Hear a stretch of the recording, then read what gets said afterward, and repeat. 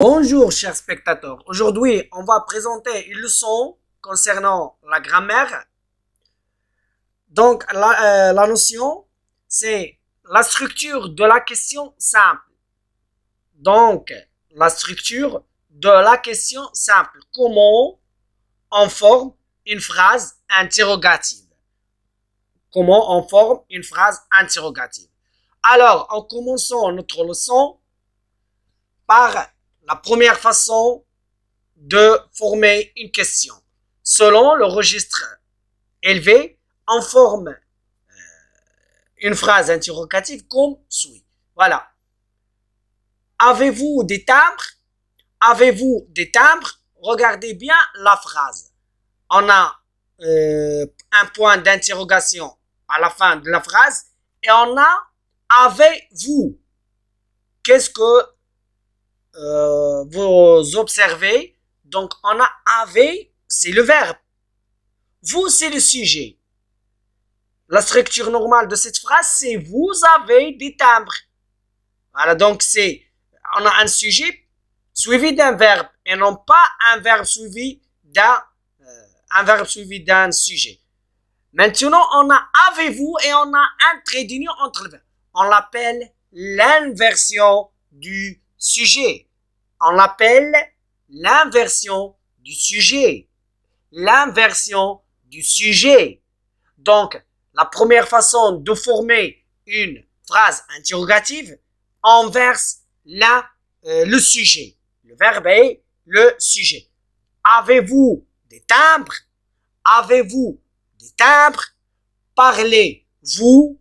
Parlez-vous à tes parents? Parler, c'est le verbe. Vous, c'est le sujet. La phrase normale, on dit vous parle à tes parents. Mais c'est pour former une question ou bien une phrase interrogative. C'est l'inversion du sujet.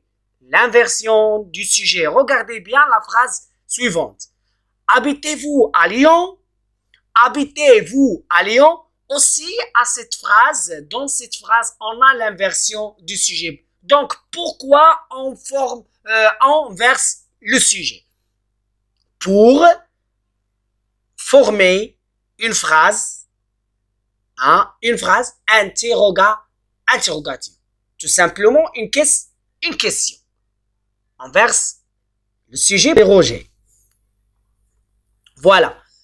On passe maintenant au registre normal. C'est la deuxième façon pour former une question. Voilà, donc, regardez bien. Est-ce que vous avez des timbres? Est-ce que vous avez des timbres? On a un point d'interrogation à la fin de la phrase. C'est normal. On a une question. Et au début, qu'est-ce qu'on a ajouté? Est-ce que vous avez des timbres? Est-ce que vous avez des timbres? Donc, qu'est-ce qu'on a ajouté? On a ajouté une expression d'interrogation. Ou bien, des expressions d'interrogation pour former une question. On a est-ce que, on a pourquoi, par exemple. Voilà. Donc, la deuxième façon ou bien la deuxième manière pour former une question ou bien une phrase interrogative, on ajoute une expression d'interrogation au début de la phrase. Est-ce que vous avez des timbres? Est-ce que vous avez des timbres? Voilà la deuxième phrase ou bien le deuxième exemple.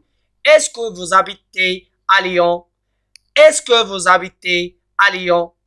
On a ajouté une expression d'interrogation. Est-ce que, pourquoi parlez-vous? Pourquoi tu parles à haute voix? Pourquoi tu ne manges pas des pommes? Pourquoi tu n'as pas écrit la leçon? Pourquoi? Donc, on a ajouté pourquoi à la phrase déclarative et on ajoute un point d'interrogation à la fin. Voilà, on passe à la troisième manière. C'est selon ou bien le registre familier avec l'intonation. L'intonation. On forme une question à partir du changement de l'intonation. On a, vous avez des timbres? Vous avez des timbres? Si je lis la phrase d'une manière simple, on dit vous avez des timbres. Ah, c'est une phrase déclarative. Mais le changement de l'intonation donne à cette phrase la forme interrogative. Vous avez des timbres? Hein? Vous avez des timbres? Voilà. Vous habitez à Lyon? Vous habitez à Lyon? Voilà. Donc, on a formé la question à partir ou bien avec l'intonation. Voilà. Le changement du voix. Donc, c'est la fin de la leçon. On fait un petit rappel. Donc, selon le registre élevé, on fait ou bien on forme la question à partir de l'inversion du sujet. Avez-vous des timbres? L'inversion du sujet. Habitez-vous à Lyon? Habitez-vous à Lyon?